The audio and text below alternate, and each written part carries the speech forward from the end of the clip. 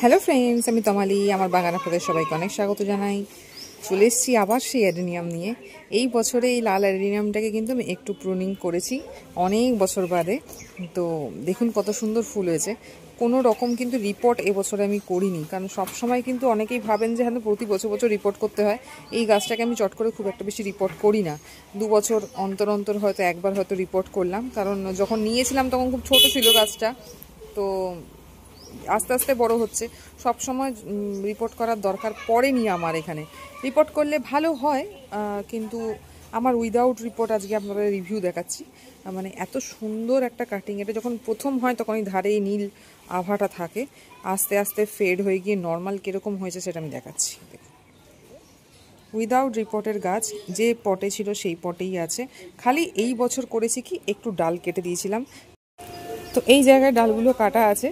তো এই জায়গায় ডালগুলো থেকে নতুন কিন্তু পাতা কম বেরিয়েছে, ফুল বেশি বেরিয়েছে। এই ভ্যারাইটি যেটা আছে, এর ফুলের সাইজ দেখুন। এই ভ্যারাইটিটা আইডিয়া আমি ঠিক জানি না, তবে ফুলের আপনারা যদি এই ফুলটা করতে চান তাহলে আমার এখান থেকে স্ক্রিনশট নিয়ে নার্সারিতে দেখালে ওরা ইজিলি দিয়ে দেবে। খুব কমন ভ্যারাইটি একটা, শর্ট করে ম্যাক্সিমাম নার্সারিতেই পাওয়া যায় না বলবো না।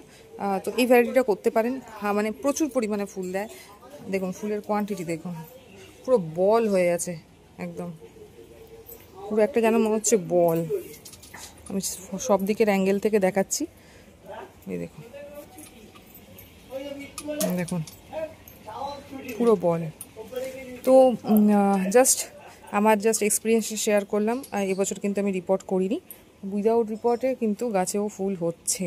তার মানে সবসময় যে রিপোর্ট করতেই হবে তা না। রিপোর্ট করলে একটা জিনিস কি বোঝা যায়, যাদের হয়তো জলের কোনো মানে জল ওরিয়েন্টেড কিছু সমস্যা থাকে, অনেক সময় মাটির ভেতরে যে গোড়াটা আছে এই গোড়ার ভেতরের অংশটা পচে যায়। যদি আপনি জল ঠিকঠাকভাবে বুঝে না দিতে পারেন তাহলে কিন্তু এই গোড়ার অংশটা কিন্তু ভেতর থেকে পচন ধরে। তো রিপোর্ট করার মানে হলো এই একটাই, যাতে ভেতরে যদি কোনো পচন ধরে সেই জায়গাটা কেটে বাদ দিয়ে সেখানে ফাঞ্জিসাইড লেগে নতুন করে বসানো। কিন্তু আপনি যদি জল খুব বুঝে শুনে দেন, মানে জল একদম মাটি চেক করে জল দেন, বা যদি দেখেন যে মাটি ভেজা আছে জল দিলেন না, তাহলে কিন্তু আপনার চট করে কিন্তু রিপোর্ট করার দরকার পড়ে না।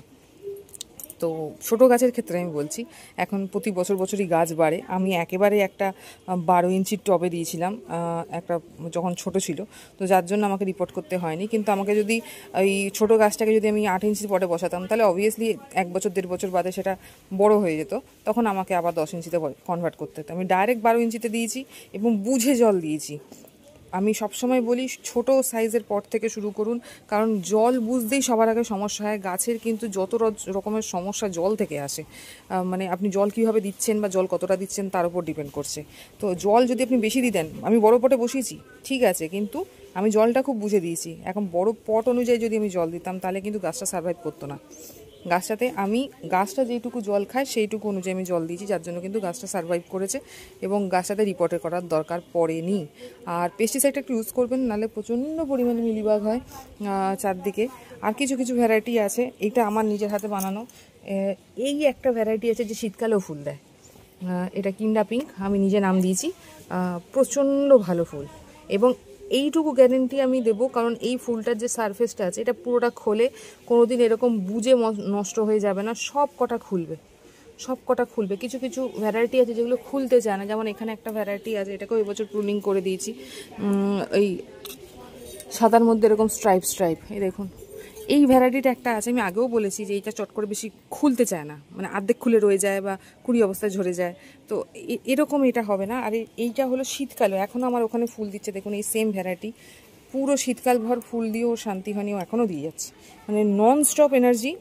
মানে এত ভালো একটা মানে ব্রিড যে আমার হাত থেকে বেরিয়েছে, এটার জন্য আমি ভগবানের কাছে অনেক থ্যাঙ্কফুল, কারণ আমি ভাবতে পারিনি এত সুন্দর একটা ব্রিড বেরোবে। কালারটাও খুব মিষ্টি, আর ফুলের কাটিংটাও খুব সুন্দর, মানে এত অপূর্ব। মানে সব সময় ফুল দিয়ে থাকে, মানে ফুল যদি অন্য কোনো গাছে না পাই তাহলে এই গাছে অন্তত পাবোই। এখানে একটা গাছ আছে, এখানে একটা গাছ আছে, এই দুটো গাছে পাবোই।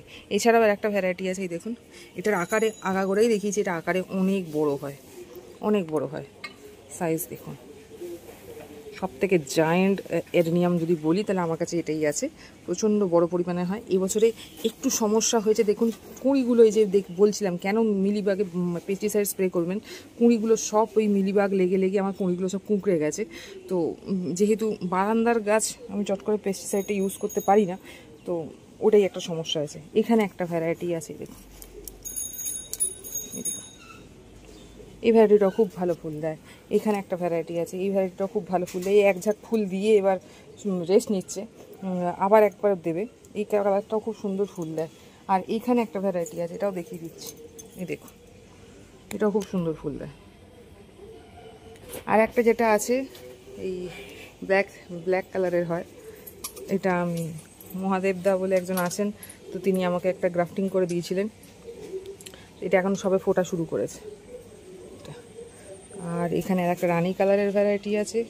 এখানে এই দেখুন, এই এক সমস্যা হয়, মিলিবাগ যদি একবার আপনার গাছে লেগে যায়, এই কাটিংয়ের পর কুঁড়ি আসার পর সব কটা কুঁড়ি এরকম বেঁকে যাবে। আমি হাত দিয়ে দিয়ে অনেকটা তোলার চেষ্টা করেছি, কিন্তু সবসময় সম্ভব হয়ে ওঠে না।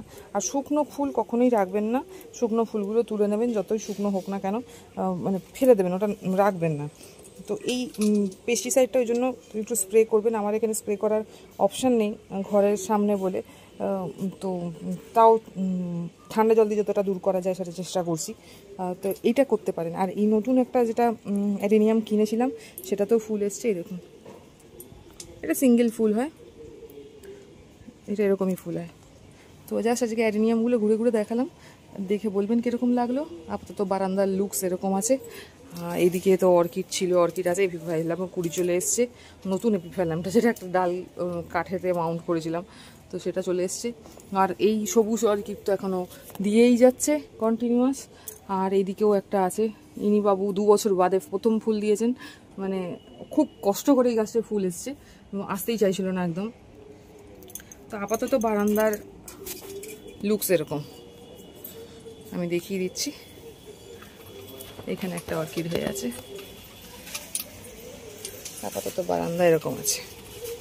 আর এদিকে ডবল পেটেলস মাধবীলতা ফোটা শুরু হয়ে গেছে, ড্রামে আছে, জলের ড্রামে। আর ওদিকে প্লুমেরিয়া অনর্গল ফুটেই যাচ্ছে, প্রচুর ফুটছে চারদিকে।